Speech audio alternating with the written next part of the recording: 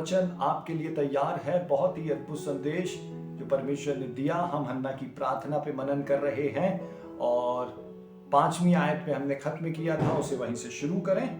जो पेट भरते थे उन्हें रोटी के लिए मजदूरी करनी पड़ी, जो भूखे थे वे फिर ऐसे ना रहे, वरन जो बांझ थी उनके साथ हुए और अनेक बालकों की माता घुलती जाती है।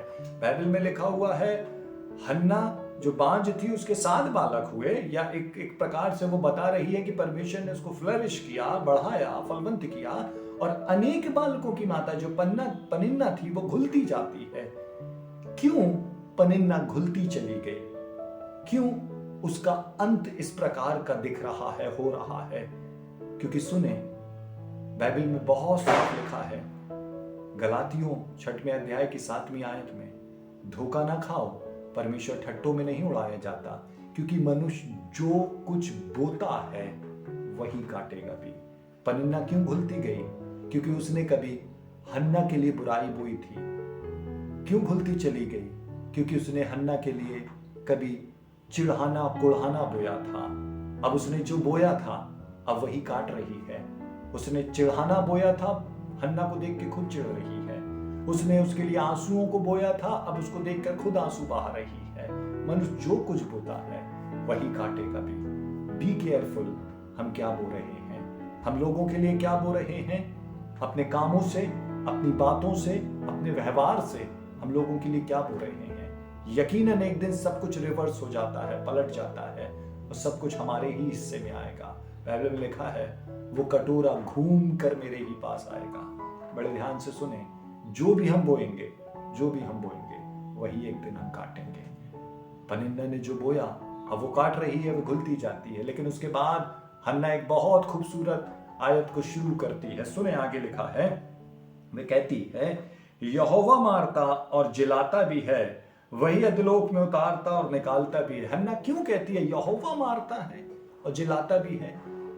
क्योंकि हन्ना ने एक्सपीरियंस किया है। क्योंकि पहले अध्याय की 5वीं आयत में लिखा है परमेश्वर ने हन्ना की कोख बंद कर रखी थी, तो परमेश्वर ने उसे मारा था, उसकी कोख को मारा था, और परमेश्वर ने ही उसकी कोख को जिला दिया। तो वो इस बात को एक्सपीरियंस करके लिखती, बोलती यहोवा मारता और जिलाता भी है। और सुने, वह अधोलोक में उतारता और उससे निकाल भी लेता है। हन्ना ने अधोलोक का एक्सपीरियंस किया, जब उसको कुढ़ाया जाता, उसको रुलाया जाता, वो एक अधोलोक के से अनुभव में होकर गई, और ये अनुभव परमेश्वर ने उसके जीवन में आने दिया, ताकि उस एक्सपीरियंस के बाद वो परमेश्वर की चौखट में आए। उस एक्सपीरियंस के बाद वो परमेश्वर पे दृढ़ भरोसा रखे। उस एक्सपीरियंस के बाद वो परमेश्वर को पुकारने वाली एक स्त्री बन जाए। इसलिए वे कहती है यहोवा ही मारता और जिलाता भी है। उसी ने मेरी कोख मारा था, क्योंकि उसी ने मेरी कोख को बंद कर रखा था, और उसी ने मेरी कोख को खोल भी दिया। यहोवा मारता और जिलाता भी है, अधोलोक में उतारता और उसे उभारता भी है। और सुने उसके बाद 7वीं आयत, यहोवा निर्धन करता और धनी भी बनाता है, वही नीचा करता और ऊंचा भी करता है। वे कहती यहोवा निर्धन हो जाने देता, कंगाल गरीब दरिद्र हो जाने देता, और वही हमें धनी भी बना देता है। और फिर उसके बाद वे कहती है वह नीचा करता और ऊंचा भी कर देता है। पनिन्ना के द्वारा हन्ना को बहुत सा अपमान झेलना पड़ा, सहना पड़ा, लेकिन वही हन्ना फिर परमेश्वर के हाथों के द्वारा ऊपर भी लाई गई।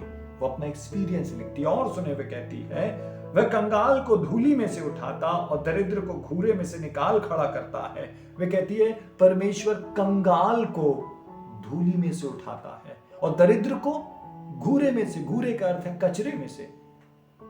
धूल और कचरा वो है जो हम पसंद नहीं करते, हम उससे किनारा करते हैं। लेकिन बाइबल कहती है परमेश्वर एक ऐसे व्यक्ति को जो धूल में पड़ा है, एक ऐसे व्यक्ति को जो कचरे में पड़ा है, परमेश्वर उसको वहां से निकालता है, उसको साफ करता है, उसको खड़ा करता है। क्यों खड़ा करता है?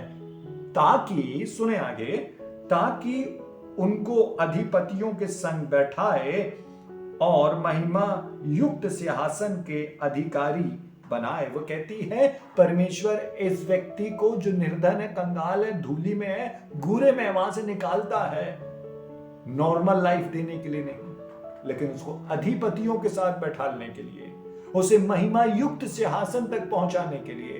परमेश्वर ने यही तो दाऊद के साथ किया। दाऊद अपने घर वालों के द्वारा भुला दिया गया। दाऊद जंगल में भेड़ बकरियों को चराया करता था। एक चरवाहे को परमेश्वर ने वहां से निकाला, राजा बना दिया।